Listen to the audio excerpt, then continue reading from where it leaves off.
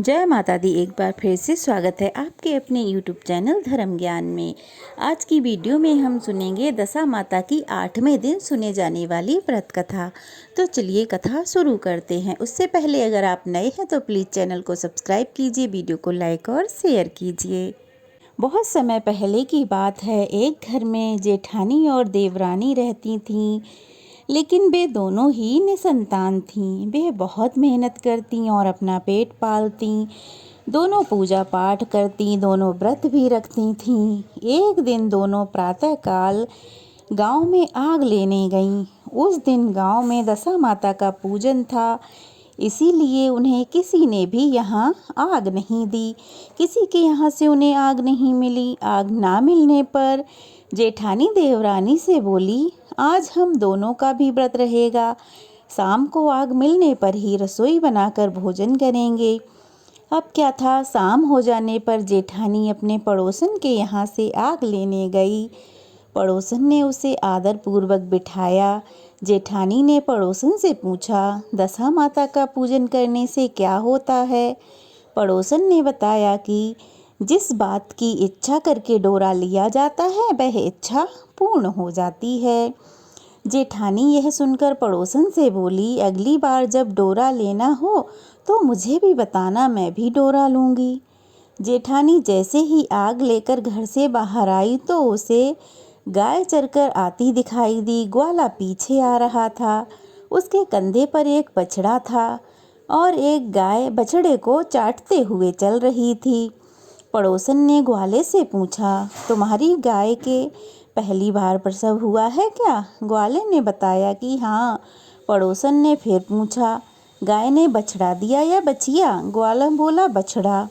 यह जानकर जेठानी से पड़ोसन ने कहा कि घर जाकर दशा माता का डोरा ले लो। 9 दिन तक व्रत रखकर कथा सुनना। 10वें दिन सिर सहित स्नान करके पूजन करना। दशा माता चाहेंगी तो 10 दिन के भीतर ही तुम्हारी मनोकामना भी पूर्ण हो जाएगी। जेठानी ने घर जाकर सारी बातें अपनी देवरानी को बताईं।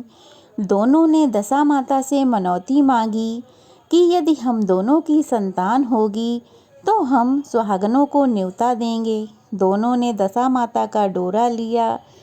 दशा माता की कृपा से डोरे की पूजा से पहले ही दोनों देवरानी जेठानी गर्भवती हो गईं।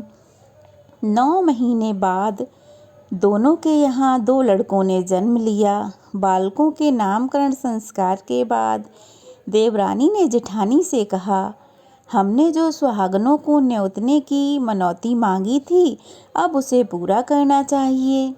तब जेठानी ने कहा कि अभी ऐसी क्या जल्दी है? जब लड़कों का अन्नप्राशन संस्कार करेंगे तब सुहागनों को न्योता दे देंगे। जब लड़कों का अन्नप्राशन संस्कार हुआ तब देवरानी ने जेठानी से सुहागन न्योतने की बात कही, परंतु जेठानी ने बात को टाल दिया और कहा कि जब लड़कों का मुंडन संस्कार होगा तब न्योत देंगे। होते होते कुछ समय बाद लड़कों का मुंडन संस्कार भी हो गया। देवरानी ने जेठानी को सुहागन न्योतने की बात कही। जेठानी बोली, लड़कों की सगाई के समय ही सुहागन जिमा देंगे।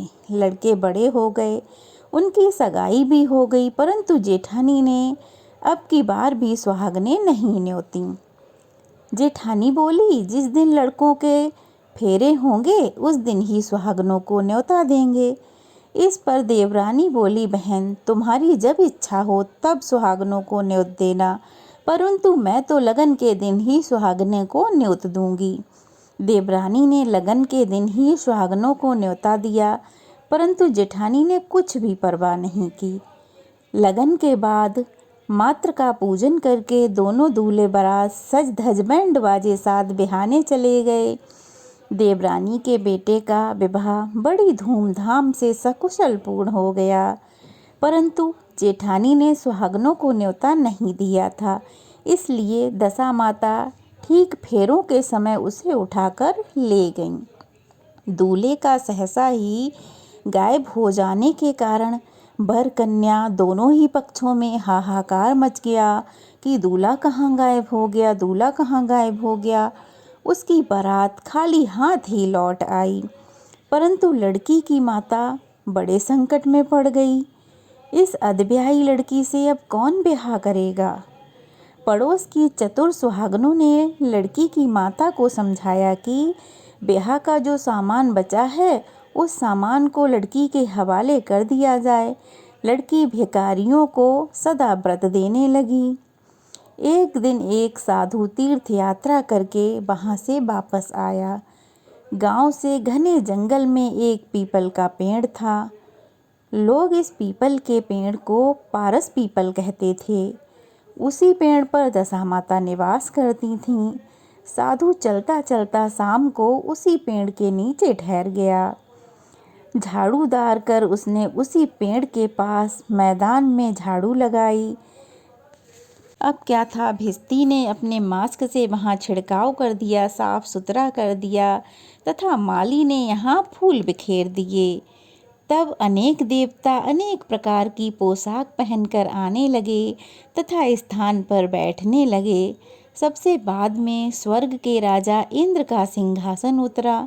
इसी के साथ स्वर्ग की अप्सराएं आकर सिंहासन के चारों ओर नाचने लगीं।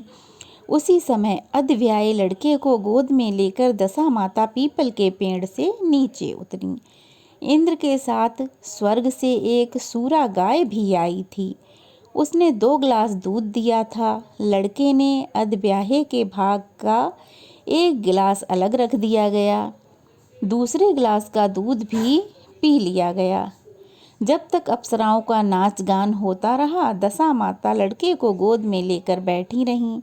प्रातः काल हुआ, देवताओं का दरबार भंग हुआ। सब वहाँ से चले गए। साधु भी वहाँ से चलकर गांव में आया। साधु महाराज गांव में भिक्षा मांगते मांगते अधब्याही लड़की के घर पहुँचे। लड़की ने आदरपूर्वक साधु को बिठाया और भोजन तैयार किया। लड़की ने 3 पत्तल परोस कर रखे। पहली पत्तल अधब्याहे अपने पति के लिए रखी, दूसरी पत्तल बाबा जी के सामने रखी और एक पत्तल अपने सामने रख ली। बाबा ने अपने आप कहा, वह जो बात मैंने रात में वहाँ देखी वही बात यहीं भी देखने को मिल रही है। लड़की ने पूछा, क्या बात है बाबा जी? साधु बाबा ने बात टालते हुए कहा, हम बैरागी हैं, ऐसे ही अनेकों बातें कहते रहते हैं। तुम्हें ऐसी बातों पर ध्यान नहीं देना चाहिए। तुम तो भोजन करो और भगवान का भजन करो। लेकिन लड़की ने हट पकड़ ली। उसने कहा, जब तक आप अपनी बात का खुलासा नहीं करेंगे मैं भोजन नहीं करूंगी। इस पर भी साधु बाबा चुप रहे। तब लड़की बोली कि आप साधु हैं और मैं सती हूँ। आप या तो अपने कथन को स्पष्ट कीजिए, मुझे सब कुछ सच बताइए कि आपने रात में क्या देखा, नहीं तो मैं आपको श्राप दे दूंगी। तब साधु बाबा ने रात का सारा किस्सा सुना दिया।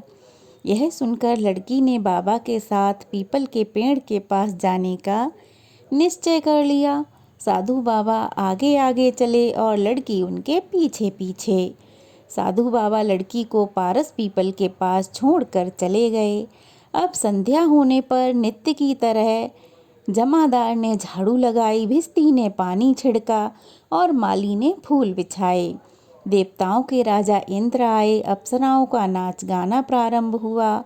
उसी समय दशा माता पीपल के पेड़ पर से उतरकर दरबार में बैठ गईं। लड़के ने सूरा गाय का दूध लिया और 1 गिलास अधब्याई लड़की के लिए रख दिया। जैसे ही लड़के ने दूध का गिलास मुंह से लगाया, त्यों ही लड़की दूसरा गिलास उठाकर लेकर आई और अपने बर के सामने पहुंची। वह बोली, अपना भाग लेने के लिए मैं उपस्थित हूँ, मेरे लिए क्या आज्ञा है? मैं सेवा करने के लिए तैयार हूँ। तब लड़का बोला, मैं इस तरह से तुमसे नहीं मिल सकता। मैं दशा माता की सेवा में रहता हूँ। मुझे अभी दरबार में जाकर दशा माता की गोद में बैठना होगा। यदि तुम्हें मुझसे प्यार है तो दशा माता को प्रसन्न करके उनसे मुझे मांग सकती हो, तब मैं तुम्हारा हो सकता हूँ। लड़का दूध पीकर दशा माता की गोद में जाकर बैठ गया। लड़की अप्सराओं के साथ नाचने गाने लगी। जब सवेरा हुआ तो दशा माता ने इस नई लड़की को बुलाकर पूछा, तुम कौन हो? तुम्हारे नाचने से मैं बहुत प्रसन्न हूँ। जो कुछ मांगना है मांग लो। लड़की ने दशा माता से वचन ले लिया कि मैं जो कुछ भी मांगूंगी वह आप मुझे अवश्य ही प्रदान करेंगी। दशा माता ने तथास्तु कह दिया। तभी लड़की ने अपने पति को पकड़कर कहा कि मुझे यह चाहिए। अब दशा माता ने कहा, अब तो मैं तुझे वचन दे चुकी हूँ, इसलिए मुझे देना ही पड़ेगा। चल जा, मैं तेरे पति को तुझे वापस देती हूँ। तब देवताओं के राजा इंद्र ने पूछा कि भगवती, यह सब क्या राज है? मैं इस राज को जानना चाहता हूँ। तब दशा माता ने बताया कि यह लड़का मेरे वरदान से प्राप्त हुआ था और इसकी माता ने मनौती मांगी थी कि लड़का पैदा होने पर सुहागनें न्योतूंगी, परंतु उसने ऐसा बिल्कुल भी नहीं किया, ना सुहागनें न्योतीं और अपने वचन को पूरा भी नहीं किया। इस कारण मैं इस लड़के को विवाह के मंडप से उठा लाई थी। यह लड़की इसकी अद्वियायी पत्नी है और पतिव्रता है। पतिव्रता होने के कारण यह देव समाज में पहुंचकर मुझसे अपना पति मांग रही है। दशा माता के ऐसे वचन सुनकर इंद्र सहित सब देवताओं ने वर वधू के ऊपर पुष्पों की वर्षा की। तब तक साधु बाबा भी वहां पर आ गए। साधु बाबा दूल्हा और दुल्हन को साथ लेकर गांव की ओर चल पड़े। जब ये तीनों गांव के समीप पहुंचे तो गांव वालों ने दूल्हा दुल्हन को देखकर लड़की के पिता को सूचना दी कि तुम्हारी पुत्री दूल्हे के साथ आ रही है। जिस दिन से लड़की चली गई थी उसके पिता ने लोकापद के डर से बाहर निकलना बंद कर दिया था। गांव वालों की यह बात सुनकर उसने घर के किवाड़ खोले और उसने समझा कि लड़की साधु बाबा के साथ आ रही है, इसीलिए लोग मेरा उपहास कर रहे हैं। जब गांव के सभी व्यक्तियों ने उसे बात बताई तब उसने घर के किवाड़ खोले और बाहर निकला। जब उसने सचमुच अपने द्वार पर लड़की और दामाद को खड़े देखा तो उसकी प्रसन्नता का कोई ठिकाना नहीं रहा। लड़की के पिता ने इस खुशी के मौके पर बहुत दान पुण्य किया और फिर से विवाह की तैयारी की। लड़की ने अपनी माता से कहा कि इस तरह से विवाह नहीं होगा। पहले दूल्हे की माता सुहागनों को न्योता देकर बारात लेकर आए, तब विवाह के नेक पूरे किए जाएंगे। अब क्या था, लड़की के पिता ने लड़के के घर खबर भेजी। लड़के की माँ ने पहले सुहागनों को न्योता दिया, तब बारात लेकर आई। बड़ी धूमधाम से विवाह हुआ। वर वधू दोनों अपने घर को आ गए। वधू की खुशी से लड़के की माता भी बहुत खुश हुई। माता ने दोबारा सुहागनों को न्योता दिया। उसी समय से विवाह के दिन वर के घर में सुहागनों को न्योतने की प्रथा चली आ रही है। तो यह थी दशा माता के 8वें दिन सुने जाने वाली व्रत कथा। कैसी लगी कमेंट बॉक्स में ज़रूर बताइएगा। अच्छी लगी हो तो वीडियो को लाइक करके शेयर कीजिएगा, कमेंट्स कीजिएगा और अगर नए हैं तो प्लीज़ चैनल को सब्सक्राइब ज़रूर कीजिएगा। जय माता दी, दशा माता की जय।